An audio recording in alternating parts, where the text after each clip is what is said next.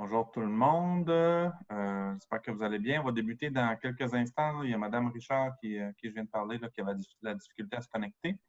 On a deux personnes qui participent aussi, qui écoutent en direct la séance. Donc, dans les prochaines secondes, on va pouvoir débuter la séance publique. Alors, bonjour tout le monde. Bienvenue à cette séance publique du Conseil municipal de Carleton-sur-Mer du 3 août 2020 en mode webinaire, en mode visioconférence, donc diffusé en direct. Les gens peuvent nous suivre et ça va être aussi téléchargé sur le site web de la Ville pour être consulté plus tard dans les prochains jours, prochaines semaines. Donc, je vais y aller sans plus tarder avec la lecture de l'ordre du jour de la séance de ce soir. Ça va comme suit. On a point 1, la lecture et l'acceptation de l'ordre du jour. Point 2, l'approbation du procès-verbal. On a 2.1, le procès-verbal de la séance ordinaire du 6 juillet 2020 et 2.2, le procès-verbal de la séance extraordinaire du 23 juillet 2020. Dans les dossiers de la mairie, en 3, on a une correspondance en 3.1. 4 dossiers de la direction générale, on n'en avait aucun ce soir. 5 dossiers de la trésorerie, on a 5.1, les comptes à payer au 31 juillet 2020. 5.2, l'état des activités d'investissement au 30 juin 2020. 5.3, le dépôt de l'état des activités de fonctionnement avec estimé budgétaire au 30 juin 2020. 6 dossiers du greffe, il n'y en avait aucun. 7 dossiers de l'urbanisme. 7.1, procès-verbal de la réunion du comité consultatif d'urbanisme tenu le 21 juillet 2020. 7.2, demande de dérogation mineure au 111 rue de l'Église. C'est les lots 3 887 456, 4 657 398, 4 657 399 et 4 657 400 consultations et décisions. 7.3, on a une demande de dérogation mineure au 690 boulevard Perron sur le lot 3 547 467 consultations et décisions. Ensuite, on a en 7.4 une vente de terrain dans le parc industriel sur la route Saint-Onge. 7.5, l'adoption du règlement 2020-340 pour permettre la circulation des véhicules hors route sur certains chemins municipaux. 8, dossier du développement économique et du tourisme. On a 8.1, les fontaines à boire pour parc public. 9, dossier de loisirs, culture et vie communautaire. 9.1, renouvellement du protocole d'entente pour la gestion des sentiers pédestres Carleton-Maria 2020-2022. 10, dossier des travaux publics. 10.1, appel d'offres pour finaliser les travaux de réparation de la route Beaulieu. 10.2, octroi de contrat pour une étude géotechnique pour le remplacement des conduites d'aqueduc et d'égouts alimentant le camping municipal. 11, dossiers de la sécurité publique, il n'y en avait aucun. 12, prochaine séance du conseil, aucun. 13, autres sujets, aucun. 14, tour de table du conseil. 15, période de commentaires et de questions. Donc, pour les gens qui assistent en direct, vous allez pouvoir poser vos questions à ce moment-là. Et 16, levée de la séance. J'ai besoin d'un proposeur pour adopter l'ordre du jour. Proposé par M. David Landry. Merci beaucoup. Ce qui nous amène au point 2. Approbation du procès-verbal 2.1. On a la séance ordinaire du 6 juillet 2020. L'ensemble des membres du Conseil ont reçu le procès-verbal. Si c'est conforme à nos discussions et décisions, j'aurais besoin d'un proposeur pour l'adopter. Proposé par M. Jean-Simon Landry. Merci. 2.2, procès-verbal de la séance extraordinaire, cette fois-ci du 23 juillet 2020. Encore une fois, vous l'avez pu en faire lecture. Si ça vous convient, j'aurais besoin d'un proposeur. Proposé par Mme Denise Leblanc. Merci beaucoup. Dossier de la mairie, correspondance, c'est une lettre qu'on a reçue en 3.1 du ministère des Transports du Québec, le MTQ. À la dernière rencontre publique, on a déposé une résolution au MTQ leur demandant d'apporter des changements au feu de circulation à l'intersection de la rue du Quai et de la 132. Cet été, là, vous l'avez peut-être constaté, là, on constate une nette amélioration de la fluidité de la circulation à l'intersection de la rue Comeau et de la 132. Donc, maintenant, il y a deux programmations sur ce feu de circulation-là. Il y a une programmation pour l'été, puis une pour la période automne, hiver, printemps. En période estivale, le feu qui est sur la 132 est toujours vert plus longtemps et le feu sur la rue Comeau et la période où c'est vert a été réduite. Donc, à partir de ça aide à la fluidité. Puis, en septembre, on retombe sur la programmation standard alors que les écoles sont ouvertes et il y a plus de circulation sur Comeau. Et ce qu'on a demandé par résolution au ministère des Transports, c'est de faire l'analyse pour implanter ces mêmes changements-là à notre autre feu de circulation au coin Comeau, au coin du Quai et 132. et par lettre, ils nous ont dit qu'ils avaient bel et bien reçu notre résolution, que l'été prochain, donc en 2021, ils allaient procéder à l'analyse de la circulation dans ce secteur-là.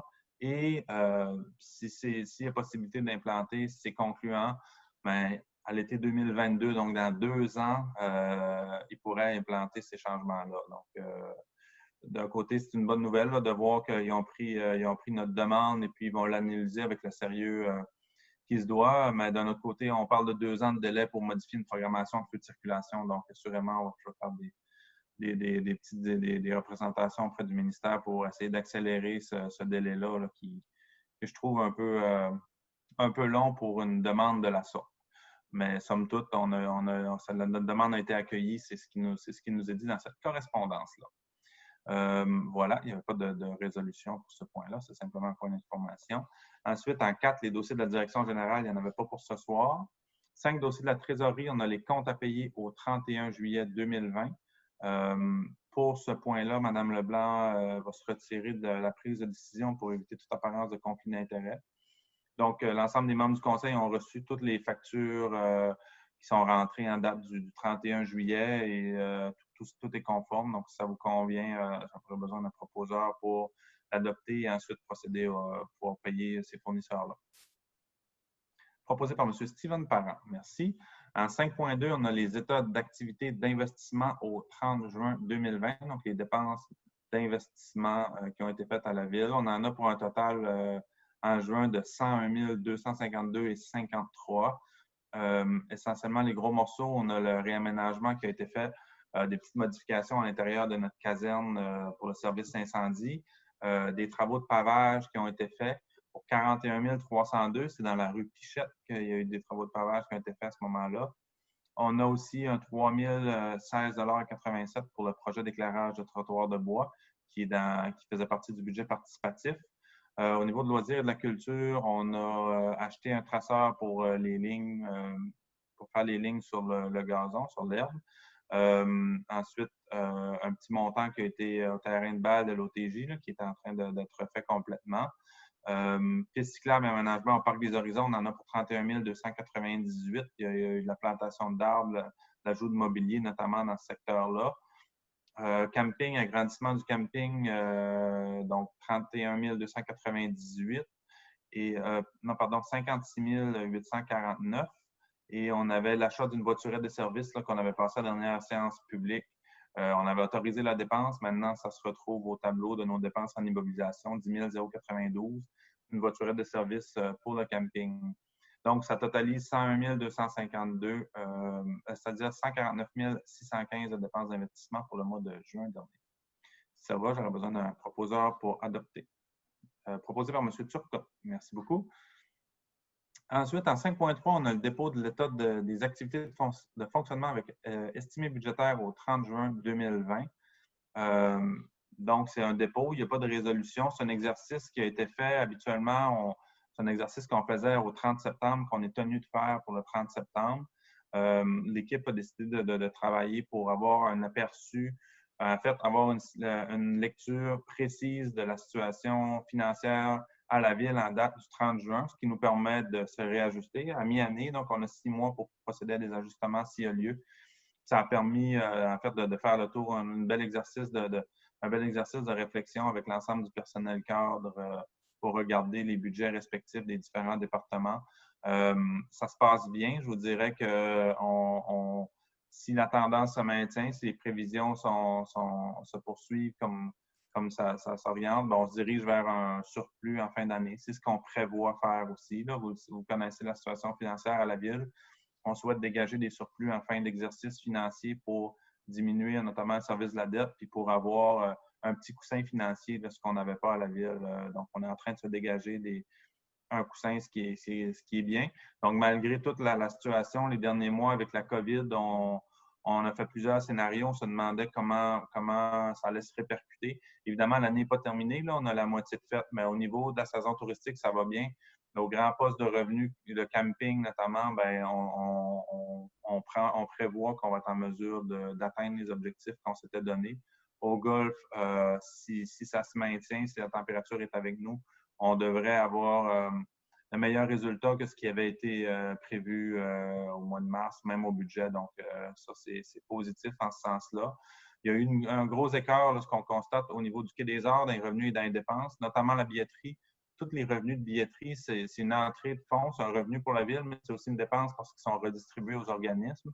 Donc, ça va avoir un impact sur les prévisions financières, mais c'est un revenu dépense, un in and out en bon français, donc ça n'a pas d'impact sur le bénéfice en fin d'année.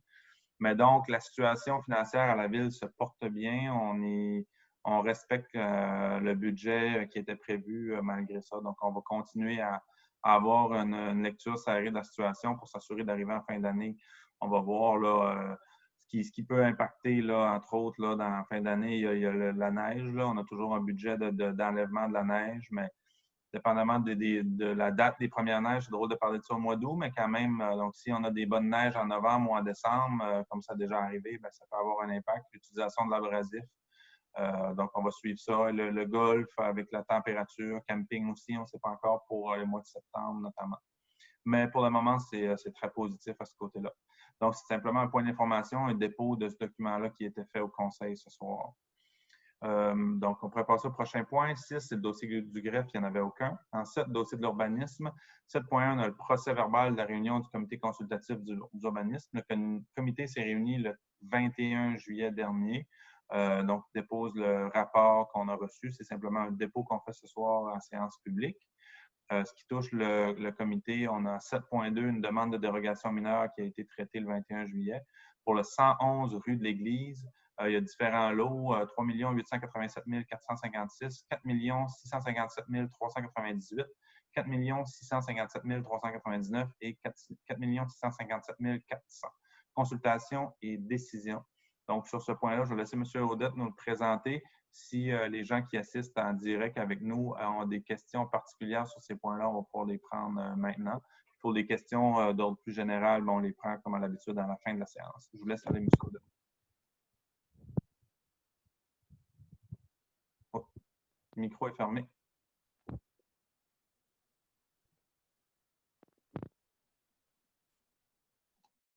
Désolé. Donc, voilà. Excusez-moi, je me réorganise. Là. Donc, c'est une demande de dérogation mineure qui consiste simplement à faire accepter la réduction de la superficie et de la profondeur d'un emplacement qui serait respectivement de 1430,1 m² et 40,26 m, alors que le règlement de zonage prévoit une superficie minimale de 1447 m² et une profondeur minimale de 40,93 m². Donc, on voit là au niveau des données, on est vraiment très près. Là. Il y a 3 m² de différence environ et 0,63 mètres. Donc, c'est une demande, dans le fond, là, pour permettre au propriétaire d'acquérir, dans le fond, là, de vendre à son voisin un bout de terrain qui contient ses installations septiques. Donc, c'est une dérogation qui viendrait régulariser les installations septiques là, de la propriété voisine. Et donc, voilà. Et bien sûr, c'était soumis au comité consultatif d'urbanisme et ça a été recommandé là, au conseil d'accueillir favorablement cette demande de dérogation mineure. Pour les gens qui participent à la rencontre là, en direct, si vous avez des questions en lien spécifiquement avec cette demande de dérogation mineure-là, vous pouvez les adresser maintenant. Je comprends qu'il peut y avoir des délais là, avec le clavardage. On pourra toujours revenir en fin de séance s'il y a d'autres questions. Je vais vous donner un petit instant là, si vous voulez me les poser. Sinon, donc la demande, comme M. Audette l'a mentionné, a eu un appui favorable du comité consultatif d'urbanisme, puis ça régularise une installation septique d'un voisin. Donc, un conseil, si vous êtes favorable, j'aurais besoin d'une proposition pour l'adopter. Oh. Proposé par Mme Leblanc, c'est bien ça? Ensuite, on pourrait passer au prochain point, qui est la vente, une autre demande de dérogation mineure, cette fois au 690 boulevard Perron sur le lot 3 547 467. Je laisse aller M. Audette avec la présentation de ce point-là.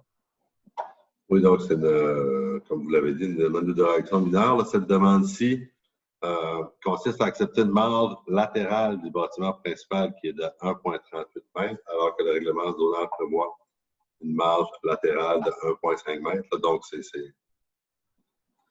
c'est tout simplement le cabanon derrière la maison est à moins de 1,5 mètres de la propriété voisine, telle que prescrit dans notre réglementation. Donc, cette situation-là est existante depuis 1959. On considère qu'elle n'aura pas d'impact nécessairement. L'acceptation de cette régularisation, cette dérogation-là n'aura pas d'impact sur les voisins. Puis aussi, ça a été soumis au comité consultatif d'urbanisme qui fait une recommandation favorable au conseil pour accepter la dite demande de dérogation.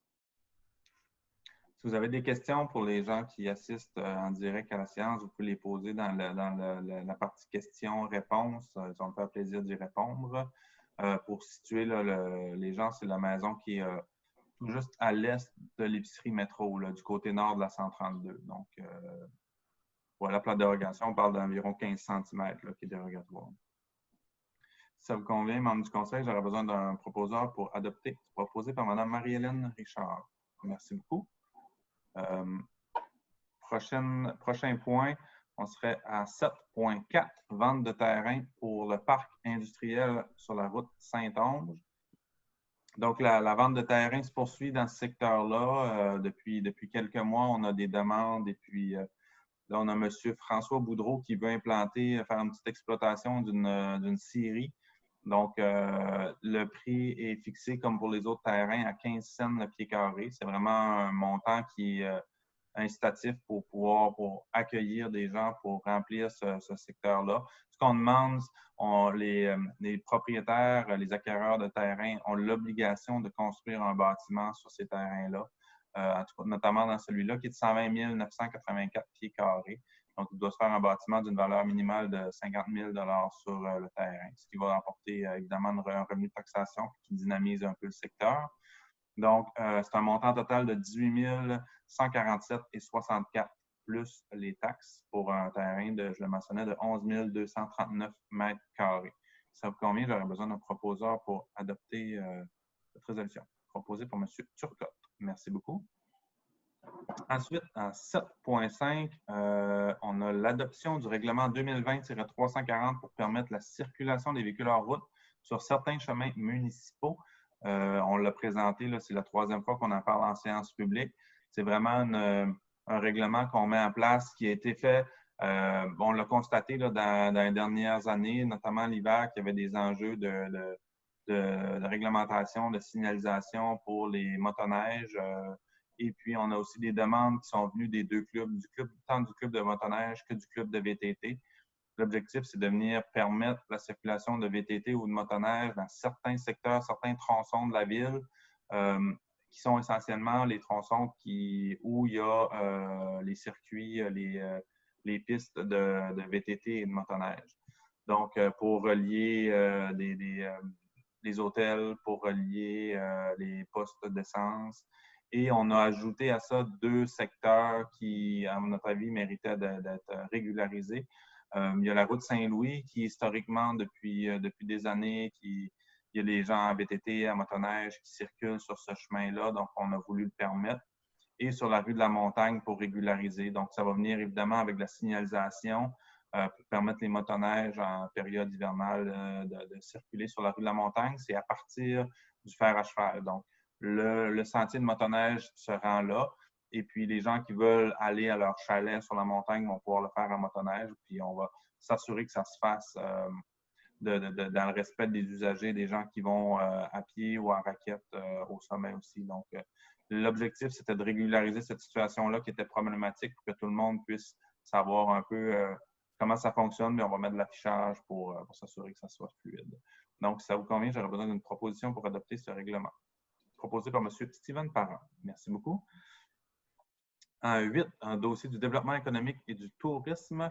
On a 8.1, fontaine à boire pour les parcs publics. C'est une réglementation une résolution pour autoriser une dépense de 18 709,88 taxes incluses pour faire l'installation de 3 fontaines d'eau dans 3 de nos parcs à la municipalité, le parc Germain-des-Lauriers, La fontaine, vous le savez, là, était vraiment en fin de vie utile, on peut dire ça comme ça. Parc des Horizons et Parc La Grande Envolée. On installe des nouvelles fontaines d'eau qui vont permettre aussi aux gens de remplir leurs gourdes.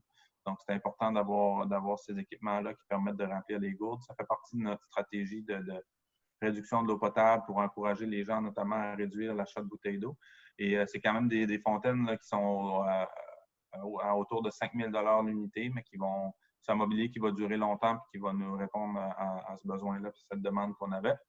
Donc, ça serait financé dans la présente résolution, on autorise la dépense de 18 709,88, comme je le mentionnais, puis on le financerait à même le règlement d'emprunt 2016-281 du LEG du 250e de la Ville. Donc, il y avait un petit solde sur ce règlement d'emprunt-là qui servait notamment à aménager ces parcs-là. Donc, on va pouvoir l'ajouter. Si ça vous convient, j'aurais besoin d'un proposeur pour l'adopter. Proposé par M. Jean-Simon Landry. Ensuite, on a en 9 le dossier de loisirs, culture et vie communautaire. 9.1, renouvellement du protocole d'entente pour la gestion des sentiers pédestres avec, donc, on a une entente conjointe Carleton-sur-Mer, Parc du Mont-Saint-Joseph et la municipalité de Maria pour la gestion de nos sentiers pédestres. Les sentiers ont été construits avec différents projets par la ville, par les deux villes. Puis maintenant, on est à une nouvelle entente de 3 ans avec le Mont-Saint-Joseph, c'est la deuxième entente qui gère ces sentiers-là, qui fait l'entretien et la mise à niveau. Et puis, ce qu'on vient préciser dans l'entente un peu, c'est les responsabilités partagées. C'est une entente de 21 000 $ qui est répartie 2 tiers, 1 tiers entre Carleton-sur-Mer et Maria. Et puis, on se répartit l'entretien. Puis, si jamais il y a des bris majeurs dans les réseaux, par exemple, ce qu'on a vu là, dans le secteur de l'Éperlan, pour ceux qui sont familiers, il y a eu des bris plus importants. C'est à l'extérieur de l'entente. Mais là, la municipalité, il y a des discussions qui ont cours avec la corporation, puis ensuite, on détermine si oui ou non on fait des interventions dans ces secteurs-là. Ce qu'on est venu aussi préciser, c'est le secteur du MIUS, donc les sentiers qui sont historiquement pour le commun des mortels, qui font un peu partie du réseau de la municipalité de Maria, mais qui, sur papier, sont dans les limites territoriales de Carleton-sur-Mer. Donc, il y avait des installations importantes là, qui sont sur nos limites municipales, mais qui ont toujours été entretenues et qui ont été construits à l'époque par la municipalité de Maria. Donc, on est venu clarifier dans l'entente. C'est Maria qui s'engage à faire des rénovations s'il y a une mise à niveau importante à faire là.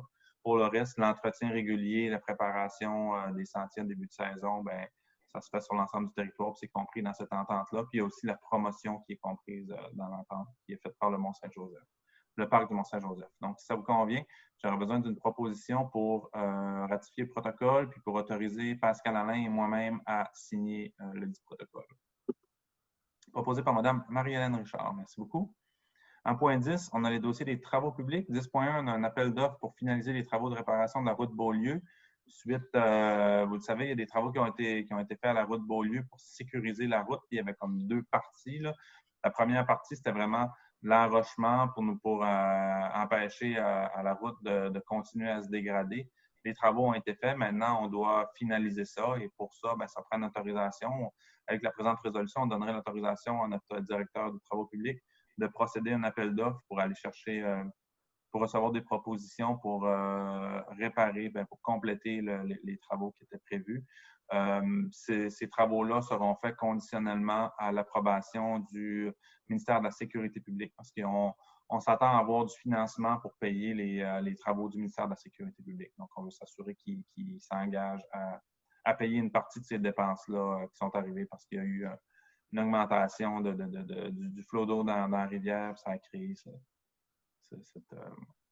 cette situation-là. Donc, j'aurais besoin d'une proposeur pour adopter la résolution. Proposée par Mme Leblanc. Merci beaucoup. 10.2, octroi de contrat pour une étude géotechnique pour le remplacement des conduites d'aqueduc et d'égouts alimentant le camping municipal. J'ai mentionné à plusieurs reprises là, dans les dernières rencontres publiques, là, on a des problèmes avec le réseau d'aqueduc et principalement d'égouts qui alimentent le camping. Et puis, ce qu'on souhaite faire, c'est donner un mandat. Là, on a déjà une première étape d'étude qui a été faite par la firme Arpo. Et puis là, on est rendu à la deuxième étape qui est de donner un mandat à la firme Englobe qui est de 17 285 $ plus les taxes pour faire une analyse plus approfondie des sols dans le secteur du banc parce que les conduites d'égout, ils partent évidemment du camping, ils passent sous le goulet, donc la section où les gens, entre autres, il y a des gens qui vont pêcher le bar rayé. Et ensuite, elle remonte, puis l'ensemble des conduites passe sur le banc de Carleton ou le banc des maisons, là, va passer à la marina, puis va aller se connecter sur le réseau la station de pompage qui est tout près de la brûlerie du quai. Donc, on doit refaire la partie de conduite qui passe sous l'eau. Et puis, pour ça, ça prend des études de sol géotechnique. Donc, on aurait besoin d'une proposition pour donner le mandat à la firme Englobe pour procéder. Proposé par M. David Landry. Merci beaucoup. En point 11, dossier de la sécurité publique, il n'y en avait pas. Point 12, la prochaine séance du Conseil aura lieu le 14 septembre prochain, idéalement en présentiel, donc directement, on devrait être en mesure de vous accueillir. On souhaitait le faire ce soir, ça n'a pas été possible. Question de logistique, là, notamment parce que notre salle habituelle, la salle du Conseil municipal, la salle Lavoie-Saint-Laurent, est trop petite pour accueillir, pour maintenir le 2 mètres de distanciation. Et on avait regardé, on souhaitait tenir la rencontre à la salle Charles Dugas, qui est beaucoup plus grande, mais elle est occupée en ce moment par le camp de jour le jour. Donc, ça devenait compliqué de réaménager cet espace-là pour la séance du Conseil. Mais en septembre, on devrait être en mesure de tenir une séance en public et possiblement aussi par Zoom, comme on le fait à l'heure actuelle en même temps. Donc, on regarde ces options-là, mais assurément, la séance aura lieu le 14 septembre prochain. S'il n'y avait pas d'autres sujets de votre part, Mme du Conseil, on pourrait passer un tour de table du Conseil, si vous souhaitez dire un petit mot. Je vais vous passer la parole à tour de rôle, comme je vois à l'écran. Donc, M. Turcotte. Bonsoir tout le monde. Rien de spécial, juste vous souhaiter un bon mois d'août, un bon été. Merci. Merci, M. Turcotte. Mme Leblanc. Oui, moi, je suis très fière d'annoncer qu'on a battu une journée record au niveau du golf le 28 juillet, 192 golfeurs dans une seule journée. Ça faisait très longtemps qu'on n'avait pas vu ça. Fait que j'étais très contente, bien sûr, quand on a su cette bonne nouvelle-là. Et surtout, on vous invite, bien sûr, à continuer à venir nous voir au golf. Le terrain est beau et surtout, nos verres sont exceptionnels, c'est de toute beauté. Et en même temps, on a un fichage de poste pour un préposé à l'accueil. Ça nous prend une personne qui est très dynamique, qui a le goût de travailler en équipe et tout, mais c'est pour une durée environ 5 semaines. Mais par la suite, cette personne-là, ça a le goût sans doute qu'on va avoir besoin d'elle encore pour, normalement, l'an prochain. Fait que, merci beaucoup. Merci, Mme Leblanc. M. Parent? Rien pour moi ce soir. Je souhaite à tout le monde un beau mois d'août, moi aussi, puis un été qui se déroule très bien et en toute sécurité. Merci. M. Landry? Ça dépend quel. Jean-Simon, Jean-Simon que je voyais, là, que j'ai, pardon. Merci, David, de me laisser la place. D'abord, désolé pour mes teintes de gris. Je suis un peu à monochrome. L'absence de présentiel ou le télétravail me permet de travailler à l'extérieur, donc je manque un peu d'éclairage.